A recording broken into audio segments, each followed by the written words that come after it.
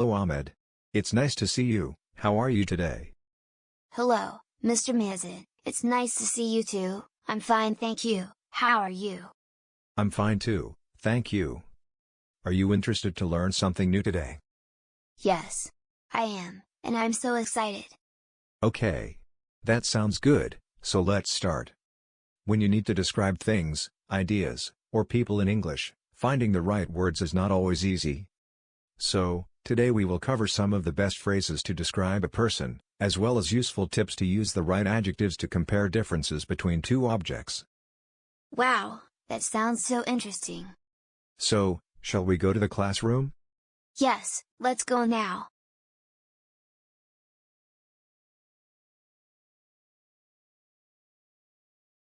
So here we are. At the beginning, I just want to remind you about what a noun is and an adjective is.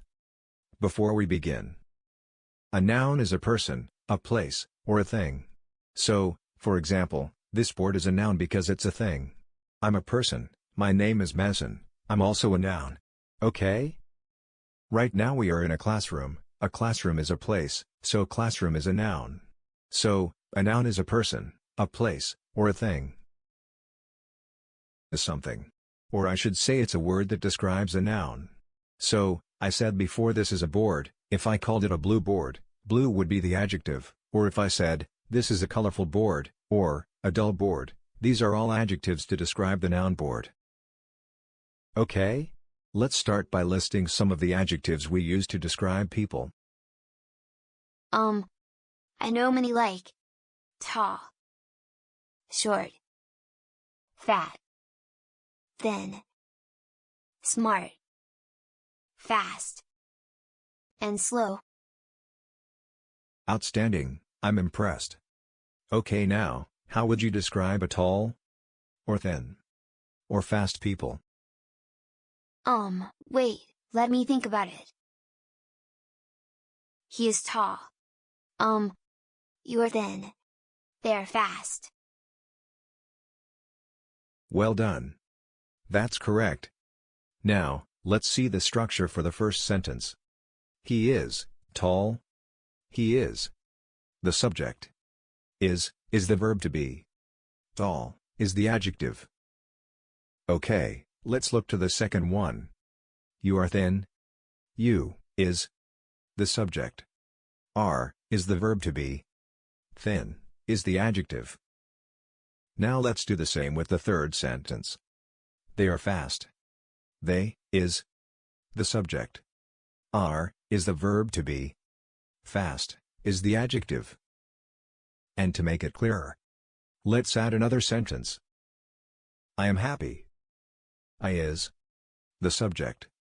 Am is the verb to be. Happy is the adjective. Is it clear now? Yes, it is. Thank you. And there is another rule for a subject-verb agreement. If a subject is singular, its verb must also be singular. If a subject is plural, its verb must also be plural. Wait a minute. I have a question. What if there are two people, one is tall, and the other is short? What shall I do? Don't worry, it becomes more fun. A lot of the times we like to compare things. We like to compare people. Which person is taller? Which dress is nicer? In English, we often compare two things, and when we compare things, we need to use comparative adjectives. So, let's look at that. This man is tall, right? But this man is taller than him. What about this short man? How would you describe him? Okay. I think I understand the rule. This man is shorter than that man. Excellent. I told you it is easy and fun. Let's take a look to this example. I have here two men. I want to compare these two men. This man is tall. This man is short. So when I compare these two men, I add the word er to the adjective. So I can say, this man is taller than this man. Or I can say, this man is shorter than this man. So what did I do? I added er to the word tall, and I added er to the word short, so when I'm comparing two things, if the adjective is one syllable or one beat, for example, tall, short, new. So it means, it's a short adjective, so we add er. Is it clear now? Yes, it is. We only add er to the adjective. Okay, now, since you understand the rule, I want you to compare these things. Okay, I can do it. The ball is bigger than the box. Winter is colder than summer. Mahu's hair curlier than Osma's. The tree is smaller than the bridge. That's really great. Now I want you to take a closer look at the word big. Big is composed of consonant, vowel, consonant. So we have CVC pattern, consonant, vowel, consonant. Big. We gave the comparative bigger. We add r at the end. Fat. Fatter. We add r at the end. Wet. Wetter. Again we add r at the end. Notice that we double the last consonant of the adjective. In the next example, England is wetter than Egypt. In this case, we have than to show the comparison. Now, let's put the rule in one sentence. If the one-syllable adjective ends with a single consonant, with a vowel before it, double the consonant and add er for the comparative form. Now, let's see the structure for this comparative. England is the subject. Is the verb to be. Wetter is the adjective, plus er. Than, to show the comparison. And finally Egypt is the object. And to make it clearer, let's do the same with this example. The ball is bigger than the box. The ball is the subject. Is the verb to be. Bigger is the adjective, plus er. Than, to show the comparison. And finally the box is the object.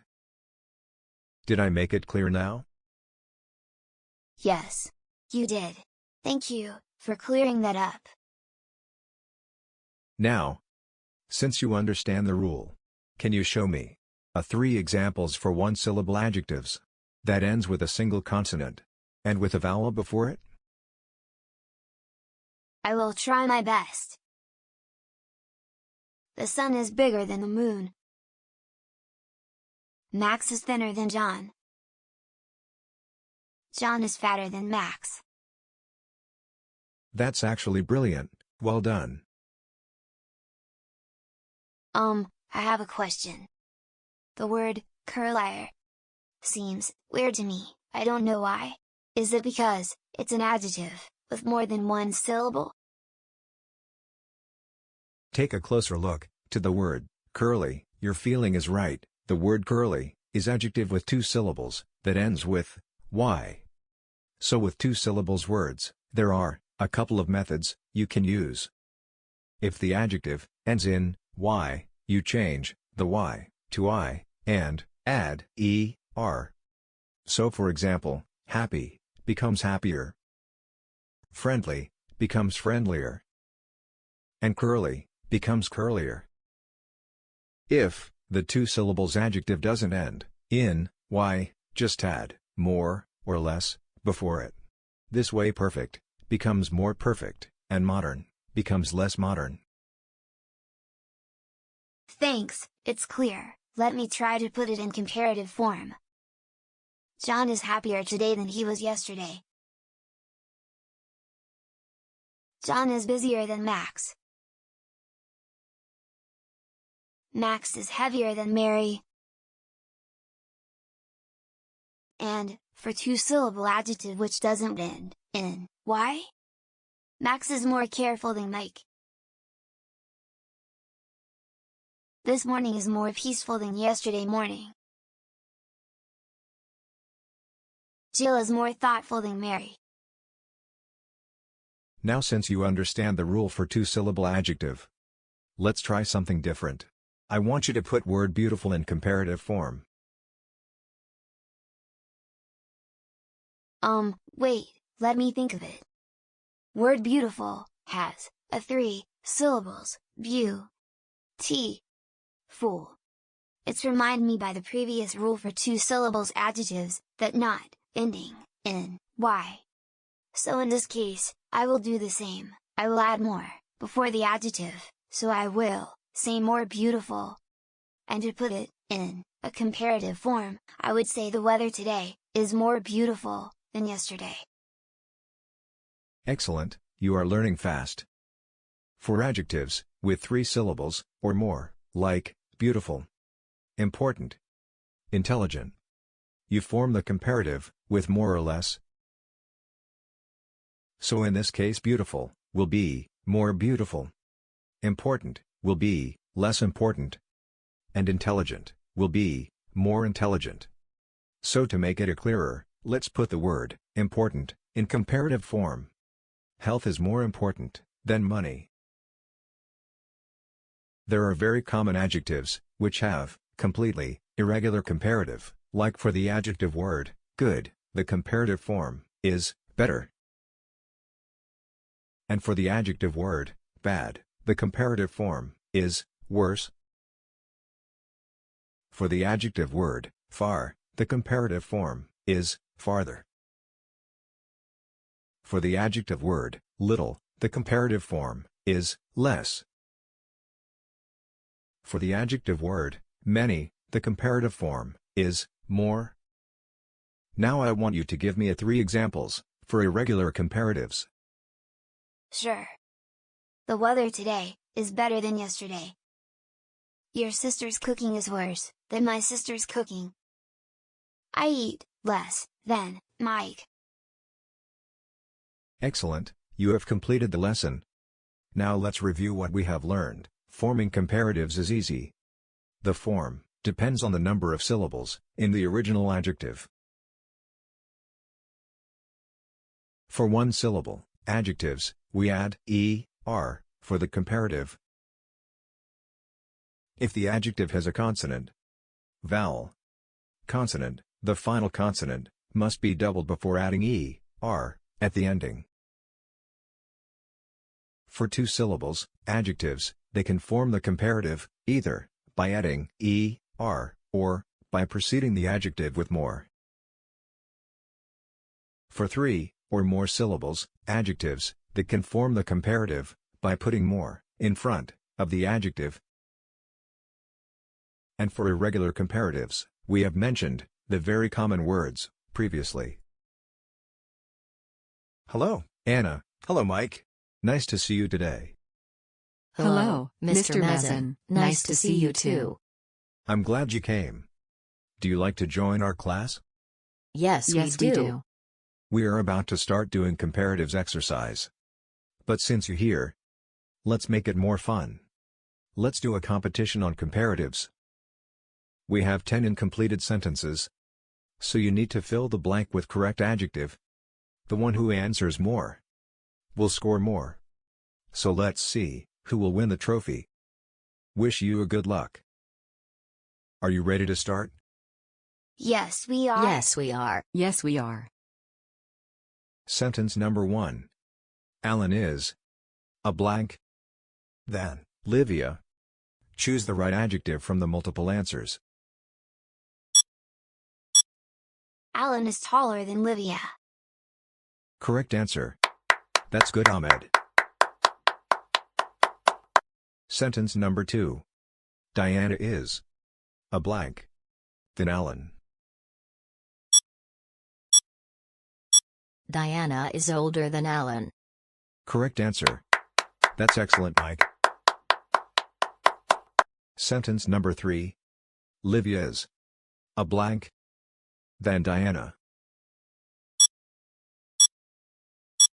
Livia is shorter than Diana. Correct answer. That's excellent, Anna. Sentence number 4. Alan is a blank. Then Livia.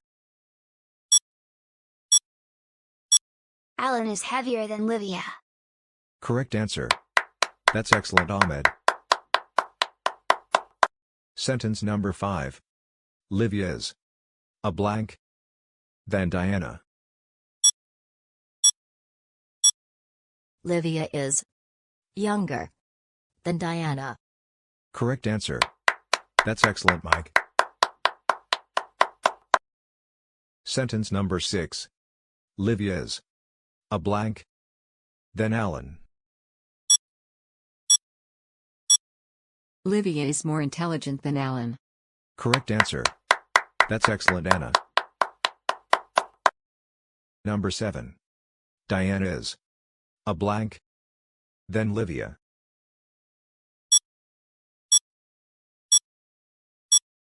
Diana is more beautiful than Livia. Correct answer. That's excellent, Ahmed. Sentence number 8. Spain is a blank. Then Canada. Spain is hotter than Canada. Correct answer. That's brilliant. Excellent, Ahmed. Sentence number 9. Canada is a blank. Then Italy. Canada is bigger than Italy. Correct answer. That's brilliant. Excellent, Anna. Sentence number 10. Spanish is a blank. Then Italian.